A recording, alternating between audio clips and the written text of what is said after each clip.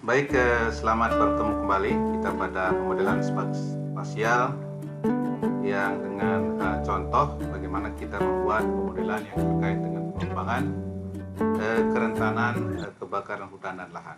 Ini kita berikan ilustrasinya di sini. Ya. Nah, konsepnya bahwa dalam perlindungan hutan itu, ya, bahwa setiap kebakaran hutan itu ada faktor-faktor yang secara langsung mempengaruhi kebakaran hutan itu sendiri, dan juga ada faktor-faktor yang secara tidak langsung yang kita sebut dengan faktor pendorong. Nah, indikator kriteria kebakaran hutan ini misalnya itu akan sangat terkait dengan sumber-sumber api, ya.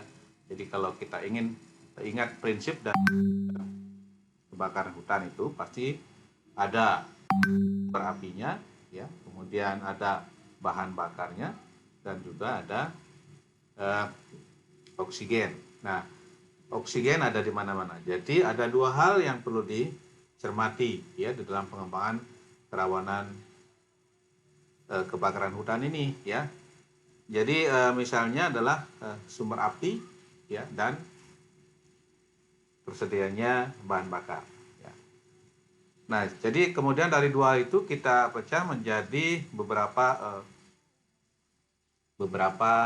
faktor atau variabel, ya, atau yang juga disebut dengan verifier. Nah, kita sebut dengan variabel atau pengubah di sini, ya. Jadi yang mengetahui yang mempengaruhi, ya, kedekatan dengan sumber api ini, ya, biasanya terdekat dengan aktivitas manusia itu sendiri, ya. Di contohnya misalnya sini ada bagaimana kedekatan dari kota, kedekatan dari perkampungan, ya, kemudian kedekatan dari jalan, dari sungai, ya, atau saluran. Nah, di sini dengan asumsi sungai atau saluran itu dipakai sebagai sarana untuk beraktivitas, misalnya sebagai angkutan air, moda air, ya. Dan jarak dari pusat kota. Kenapa ini, ya, diperhatikan juga mungkin aktivitas manusia dalam rangka melakukan kegiatan camping itu untuk wisata alam, ya, itu juga menjadi perhatian, ya. Kemudian bagaimana dengan sumber bahan bakar, ya. Jadi kita lihat bagaimana volumenya, kemudian kondisi bahan bakarnya, ya.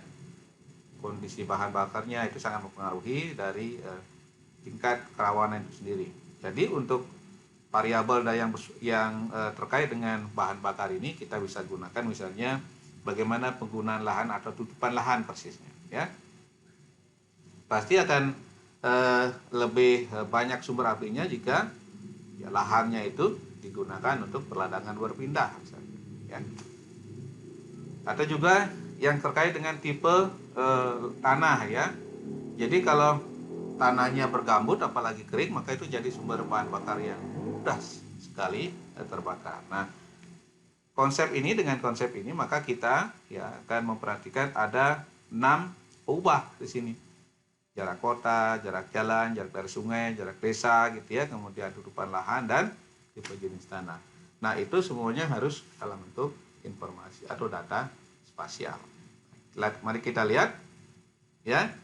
Jadi tahapan analisisnya berarti pertama kita sudah tadi mengidentifikasi, ya, pubah-pubah spasialnya dari X1 sampai X6 tadi, jalan, sungai, kota, desa, tuplah, jenis tanah, ya. Dan ini sudah untuk koordinat UTM. Ya, perhatikan, koordinatnya harus sudah koordinat UTM atau koordinat yang planimetris. Karena apa? Karena kan kita akan mengukur jarak di sini, ya. Maka semuanya harus sudah bisa dihitung, ya, dalam meter persegi gitu, ya, atau dalam hektar. Tapi kalau Anda masih menggunakan geografis, itu kan satuannya derajat. Itu satu. Yang kedua, Anda harus apa? Menyiapkan tabel-tabel skor, ya. Tabel-tabel skor hasil standarisasi, ya, yang sudah kita bahas minggu lalu. Jadi bagaimana kita menstandarisasi jalan, sungai, kemudian jarak dari kota, jarak dari desa, kemudian bagaimana kita mentransformasi dari tutupan lahan, ya, menjadi tabel standarisasi, kemudian jenis tanah dan sebagainya. Jadi Nah, ini tentu saja yang tahapan nomor 2 ini asumsinya sudah tersedia, ya. Nah, kemudian yang ketiga apa? Yang ketiga, kita juga punya yang namanya bobot. Jadi bobot dari setiap kubah tadi, dari X1 sampai dengan X6. Ya, bagaimana bobot jalan, sungai, kota, desa, tuplah gitu ya, tutupan lahan, jenis tanah, dan itu bobot itu biasanya kalau dijumlahkan sama dengan 1. Tapi kalau kita nggak punya, bisa sudah asumsikan bahwa bobotnya sama, ya. Jadi bobot tetap ada.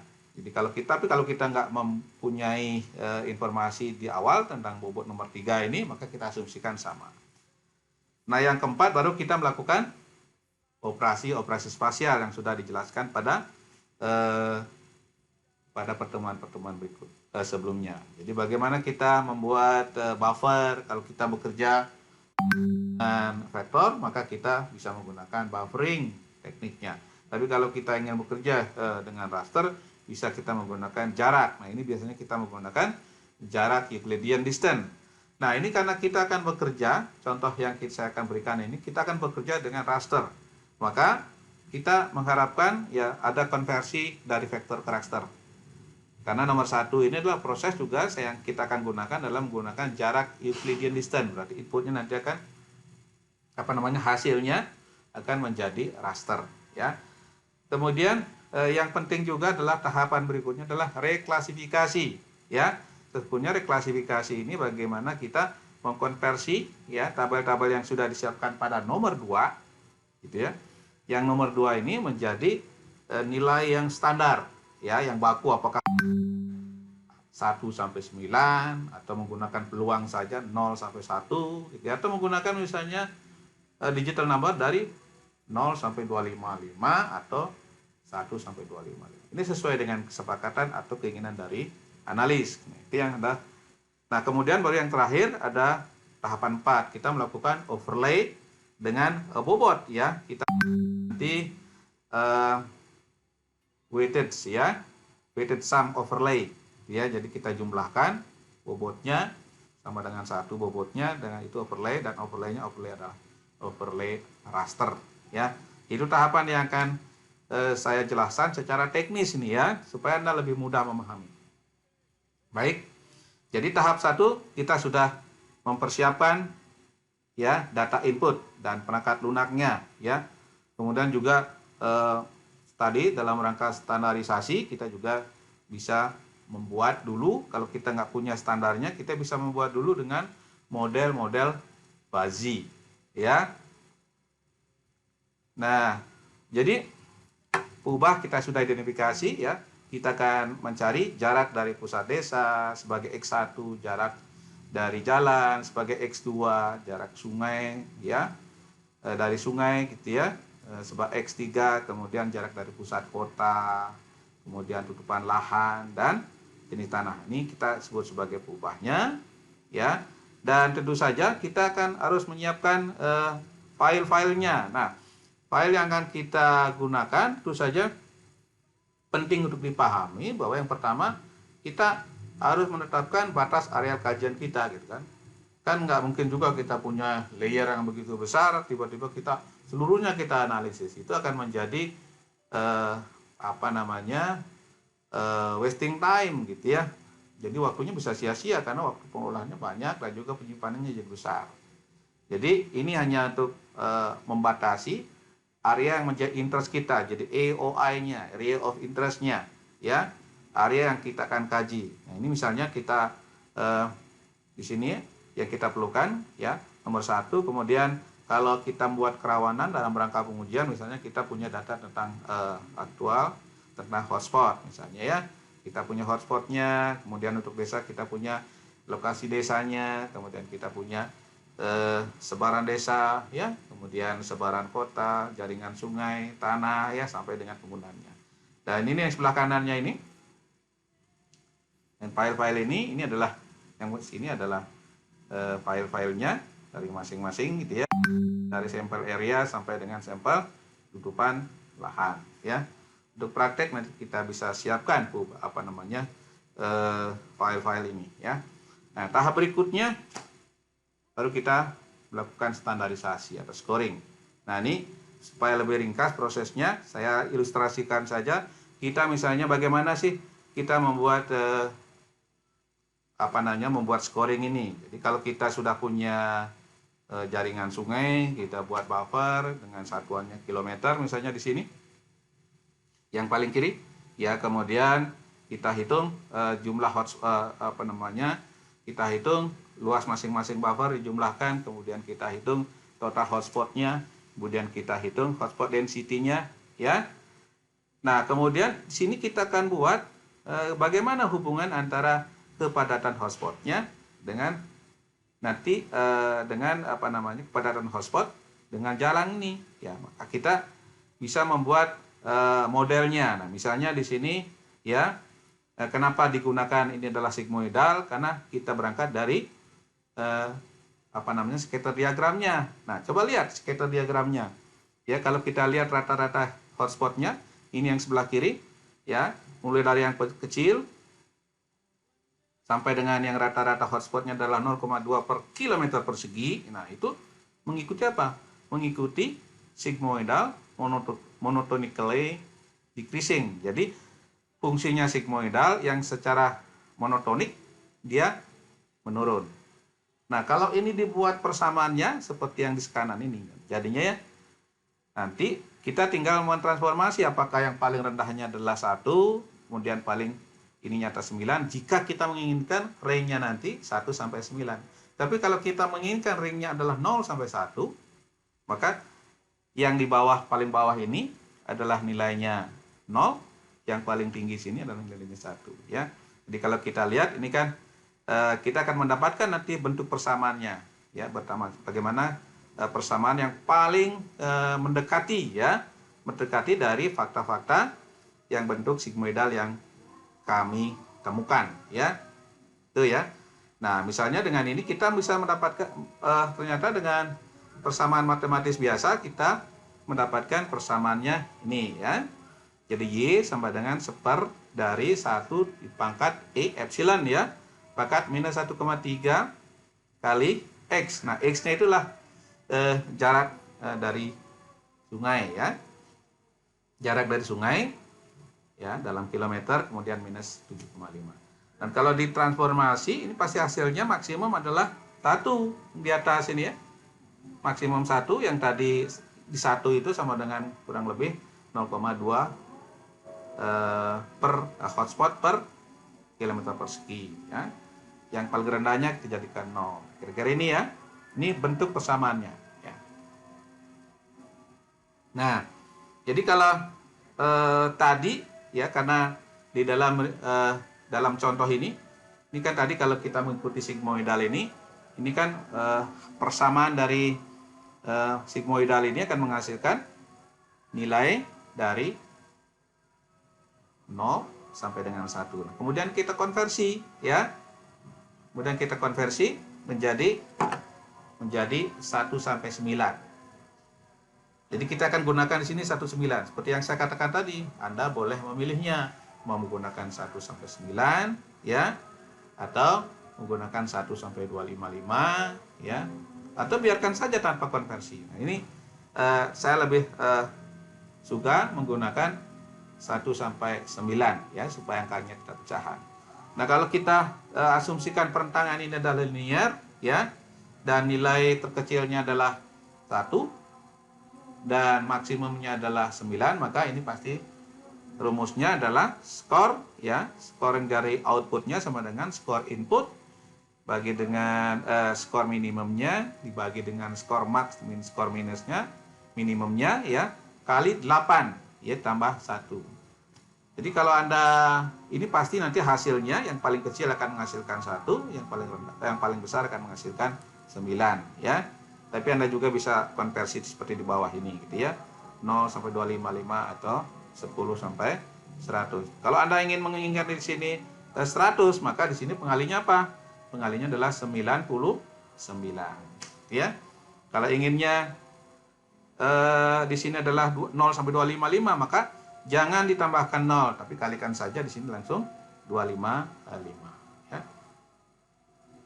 Nah, kalau 10 sampai 100, maka di sini kalikan saja adalah kali 90 ya.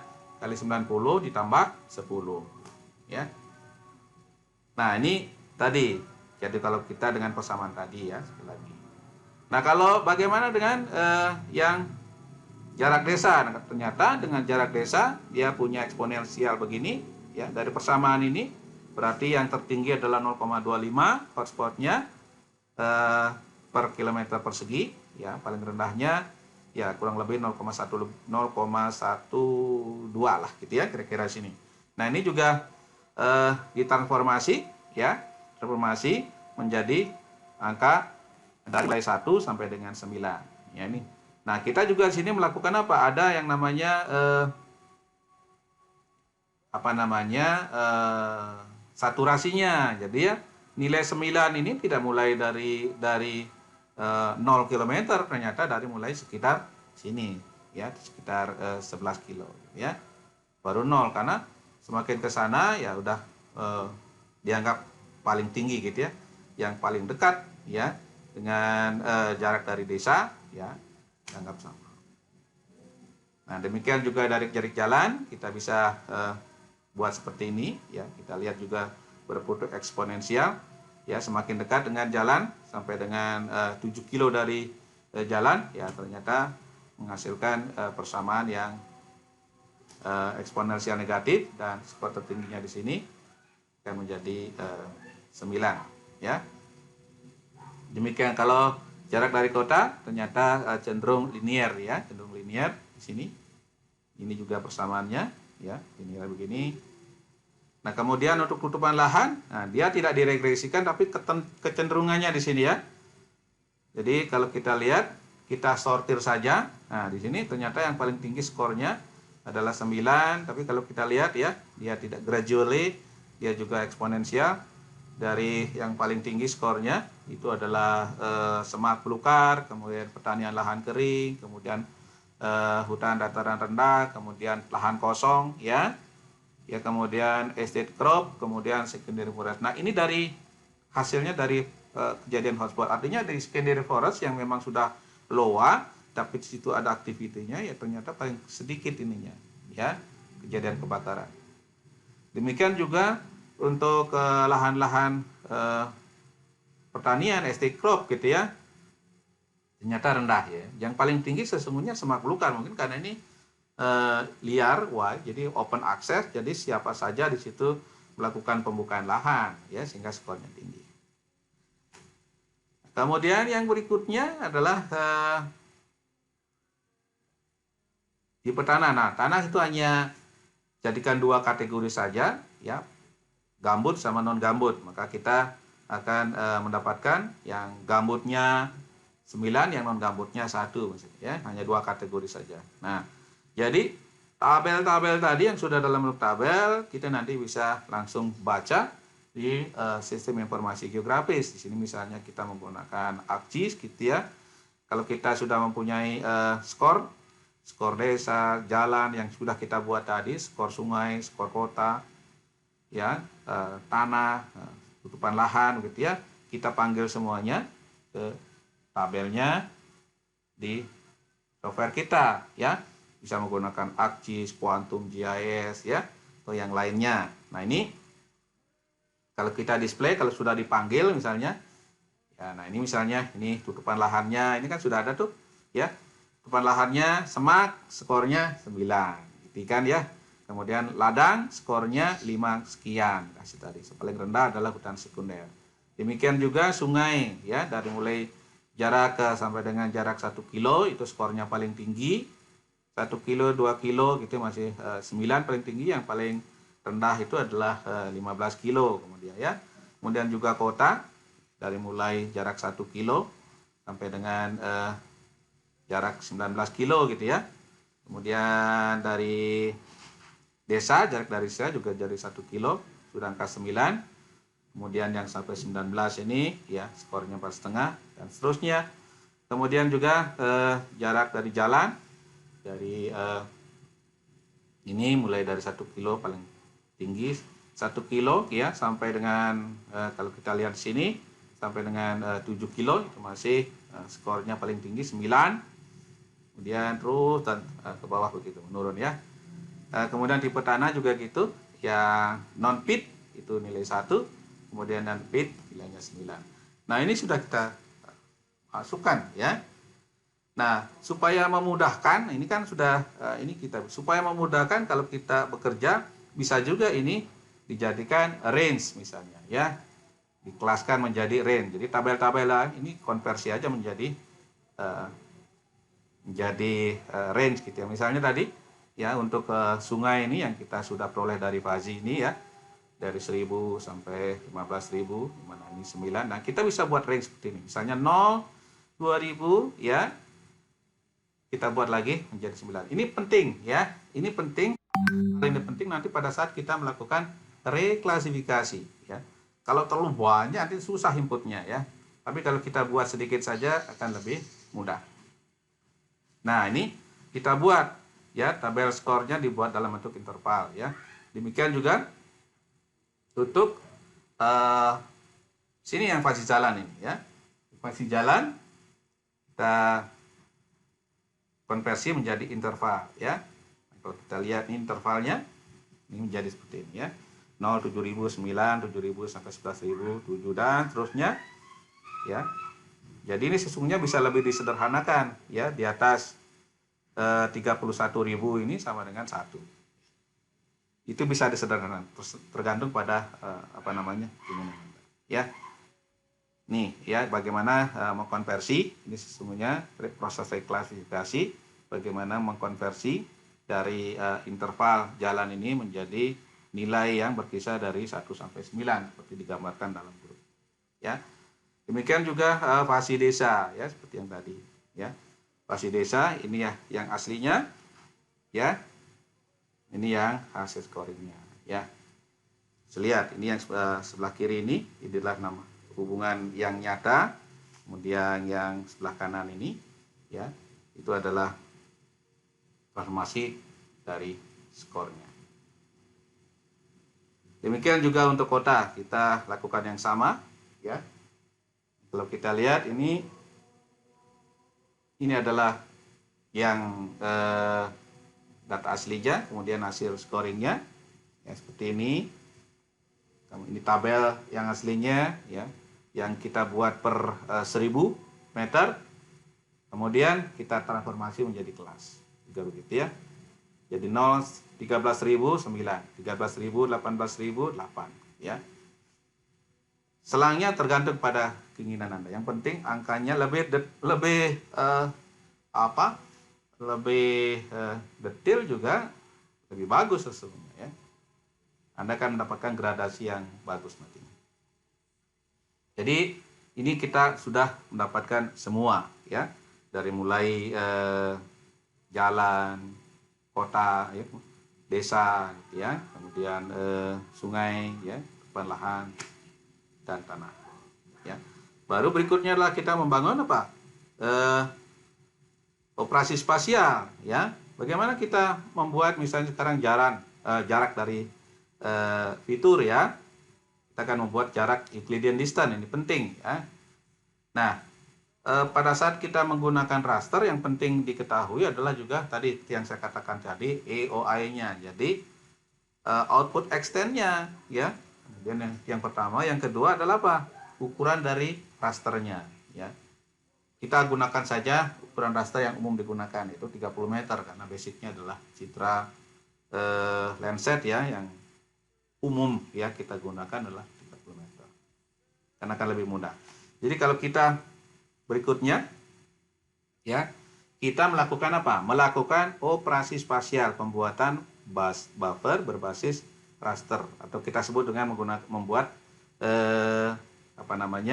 membuat jarak Euclidean distance. Nah, di sini ada di spatial analysis tool, kemudian Anda pilih distance, kemudian Anda pilih Euclidean distance dengan output extend-nya kita tetapkan dan ukuran selnya 30 ya. Ya, kita tinggal ini pilih sini ya. Sini ada masukan rasternya, ukurannya ya. Kemudian kita langsung yang lainnya kita kosongkan saja. Nama, jangan lupa juga di sini memberikan nama filenya ya. Nama filenya di sini ya kita gunakan adalah misalnya, nah ini sungai ya. Ini sungai, jadi sungai tambahkan buffer. Nah ini hasilnya. Ya, menarik. Jadi ada gradasi ya. Semakin dekat, semakin cerah warnanya. Ya. Buffer sungai, ya, kemudian buffer jalan, kita lakukan dengan hal yang sama. Kemudian kita membuat buffer kota. Kemudian kita lihat membuat buffer desa, ya, tambahkan. Ya. Nah itu kalau membuat buffer, ya. Berikutnya kita adalah melakukan konversi dari vektor ke raster, ya. Nah ini juga demikian, ukuran sel sudah ditetapkan, ya. Karena kita akan bekerja dengan raster, ya. Nah tinggal di sini di dalam kalau kita menggunakan ArcGIS misalnya, ya, kita pilih saja di Arcs Toolbox-nya, ya. Di situ ada conversion, kemudian ke to raster, ya. Dan nanti pilih polygon to raster karena tutupan lahan, ya, dan jenis tanah itu dalam bentuk polygon, ya. Jadi kita punya itu, nanti ini hasilnya, dan jangan lupa kita format outputnya mungkin lebih bagus kita menggunakan IMG gitu ya. Jadi pada saat kita menulis outputnya nanti kita tulis manual ya dengan tambahan IMG. Tapi ada juga lah secara otomatis bisa menghasilkan TIFF nanti ya. IMG kita gunakan. Jadi sini ada nama filenya ya, pakai IMG terakhir ya. Jadi saya kasih namanya pakai raster, dan kemudian juga jenis tanah juga demikian ya. Nah baru yang ketiga, tahapan ketiga, kita melakukan apa? Melakukan reklasifikasi.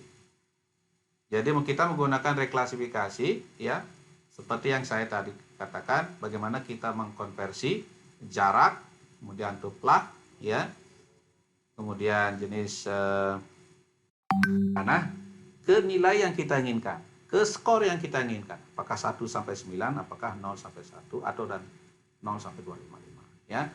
Nah, jadi itulah ini prinsip ya.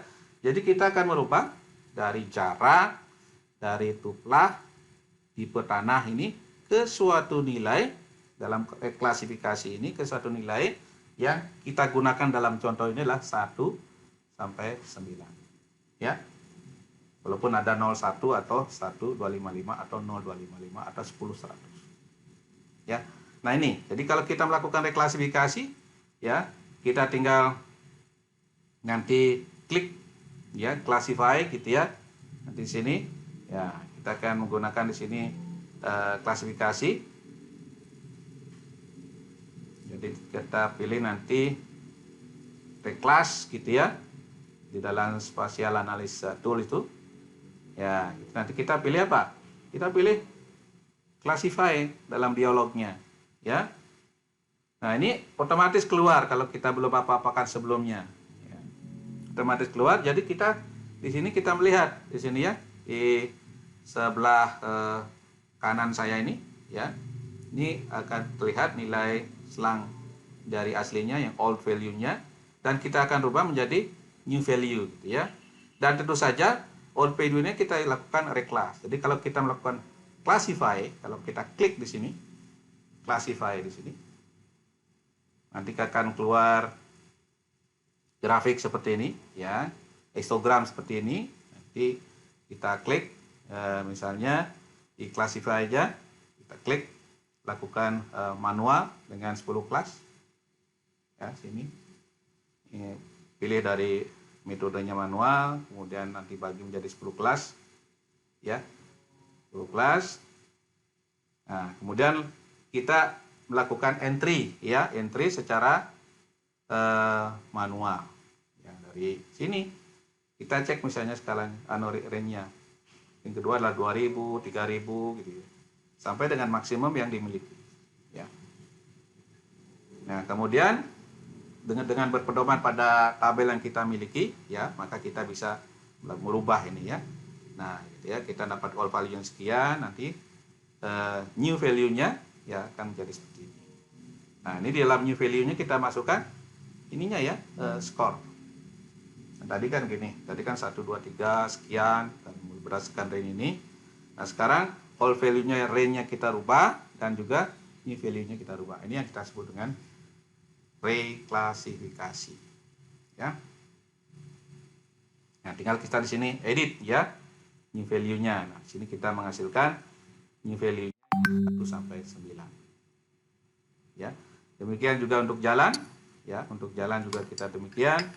Tentu saja semua jarak ini range ini sesuai dengan tabel-tabel yang kita miliki, ya. Jadi 0 7.000 masuk ke 9, 7.000 11.000, ya, masuk ke 1 dan seterusnya sampai dengan 31.000, ya, dan seterusnya menghasilkan skor 1, ya. Nah, demikian juga untuk jarak dari kota. Kita menggunakan tabel yang sudah ada, ya, dari kota. Kemudian selanjutnya adalah jarak dari desa, ya. Jarak dari desa juga demikian kita lakukan reklasifikasi berdasarkan tabel yang sudah ada, ya. Nah, ini ya, kita menghasilkan juga 1 sampai 9. Jadi beda-beda ya range-nya antara jarak desa, jarak kota, sungai, ya. Itu kenapa? Karena memang ya model waktu kita melakukan standarisasi kan berbeda. Ya. Demikian juga untuk tutupan lahan dan jenis tanah, ya. Nah, untuk tutupan lahan tentu saja kita sudah mengetahui dulu kode-kodenya ya. Kode-kodenya. Jadi kita sudah, kalau kita lihat di sini ya. Dari kalau kita klik di reklasifikasi maka keluar ininya. All value-nya dalam bentuk apa? Dalam bentuk teks ya. Nah, ini value yang tadinya berurutan dari 1 sampai 5 ini ya, kemudian kita rubah ya menjadi kisarannya sesuai dengan ya 1 sampai dengan 9 ya. Ya. Nah, tentu saja nggak ngurut sesuai dengan ininya di sini. Misalnya yang paling tinggi kan semak ya, skor 9. Gitu. Nah, demikian juga untuk sistem lahan ya, ada deeper, pit, swamp, kemudian ada shallow, pit. Ini kan gambut semuanya nih, gambut, ini gambut. Nah, ini pasti kita ubah menjadi 9. Selebihnya yang lainnya adalah 1 ya. Nah, gitu, 9 9 1. Nah, jadi juga 1 9 ya. Nah, jadi itu proses reklasifikasi. Nah, selanjutnya kalau sudah selesai, barulah kita melakukan apa? Penggabungan, melakukan overlay dari raster ini, ya. Di sini ada namanya fungsi weighted overlay, ya. Jadi dengan model multi criteria evaluation ini, ya, dengan yang sudah ada kita 6 peubah ini, nah, kita bisa menggunakan asumsi misalnya bobot yang sama atau juga menggunakan bobot yang sudah kita hitung bersama, ya. Bobotnya bisa berbeda, ya. Nah, jadi kita di sini kalau kita klik nanti overlay di sini, weighted overlay gitu ya. Di situ ada nanti ada namanya operasi spasial overlay ya, tapi dengan raster. Kita pilih yang operasi weighted overlay, weighted sum ya. Maka kita akan mendapatkan keluar begini. Nah, kalau kita defaultnya ini 1 ya. Kalau defaultnya 1, kita punya 6 ubah, maka pasti maksimumnya akan menghasilkan apa? 9 kali 6. Jadi maksimum pasti 54. Ya. Jadi kalau kita jumlahkan nanti dengan hanya menggunakan weight-nya default begitu, maka maksimum akan minimumnya adalah 6, ya, sedangkan maksimumnya adalah 54. Ya. Nah, karena di sini kita menggunakan weight-nya 1. Ya. Nah, hasil pemodelannya ya tentu saja seperti ini. Ya. Nah, ini yang kita gunakan tadi adalah overlay dari weighted sum. Ya. Nah, hasilnya ini. Ya, kalau kita display gradasinya dengan gradasi merah, ya. Di sini semakin besar ya, semakin merahnya semakin terang, semakin pekat merahnya, itu menunjukkan ya kerawanannya semakin tinggi ya. Nah, ini kita display seperti itu ya. Tapi juga bisa kita menggunakan gradasi, misalnya dari merah ya, kita rubah, tinggal rubah aja, klik di sini. Kita rubah ya dari hijau ya yang mulai tidak rawan sampai dengan yang sangat rawan. Nah, ini kan hasil dari minimum sampai maksimum. Tapi kalau supaya memudahkan, biasanya ini di reklas lagi gitu ya, menjadi berapa? Misalnya 5 kelas kerawanan atau 3 kelas kerawanan. Supaya lebih mudah mengantisipasi. Misalnya yang diprioritaskan adalah misalnya yang sangat rawan atau yang kerawanan sedang, gitu ya. Nah, ini baru tingkat kerawanan ya. Nah, ini kalau kita buat misalnya ini menjadi 5 kelas yang sebelah kanan ya. Ini dibikin equal interval ya. Jadi kalau kita tunjukkan di sini ya. Sini ya, dekat dengan sungai ternyata paling rawan ya. Dekat dengan sungai, juga dengan sungai ya. Coba lihat, Anda perhatikan tingkat kerawanan. Yang warna oranye sampai merah ini semuanya dekat dengan sungai. Ya. Nah, ini kalau kita menggunakan weighted sum overlay ya.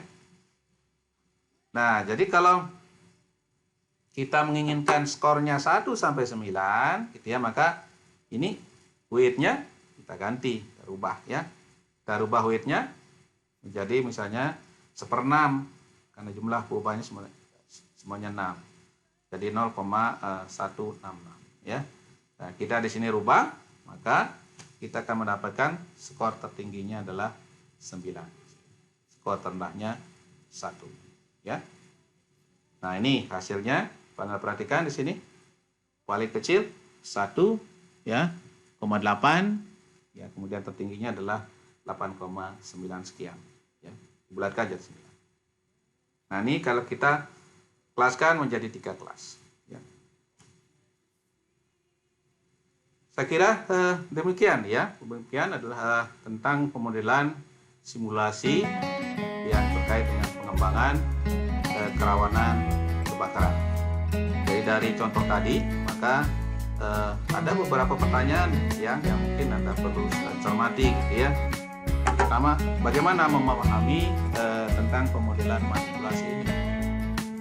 Apa yang harus mulai dan kemudian bagaimana tahapannya, apa yang harus dipersiapkan. Pertama adalah mengidentifikasi ubahnya, kemudian datanya apa atau tidak, bagaimana melakukan standarisasi data, bagaimana melakukan reklasifikasi ya, melakukan operasi spasial. Itu Anda harus pahami sampai dengan terakhir. Jadi di sini apa makna melakukan scoring, apa makna melakukan reklasifikasi, apa makna bobot. Nah, itu Anda harus pahami. Jadi silakan Anda melakukan selalu melakukan exercise, kemudian juga lalu membaca referensi yang bisa dipercaya baik teoritis maupun praktisnya, sehingga Anda bisa mendapatkan pengetahuan yang benar-benar applied, yang bisa terapan dan berguna bagi profesi.